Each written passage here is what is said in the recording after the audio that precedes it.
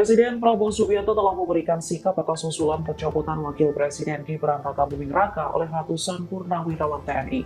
Dari sikap Prabowo, pengamat politik lingkar badan di Indonesia, Ray Rangkuti menilai Presiden tak menolak maupun menerima usulan tersebut.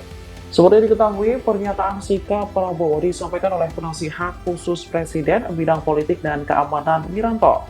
Wiranto menyebut bahwa kepala negara menghormati aspirasi tersebut. Namun, sebagai kepala negara dan pemerintahan, memahami ada batasan kewenangan dalam sistem pemerintahan yang menganut prinsip res politika. Merespon hal itu, Ray Rangkuti menilai jika Prabowo bersikap 50-50 terhadap tuntutan itu. Kepala negara disebut tak menolak, tapi juga tak menerima. Ia lalu mempertanyakan mengapa Presiden Prabowo tidak langsung bereaksi menolak usulan. Download Tribun X sekarang, menghadirkan lokal menjadi Indonesia.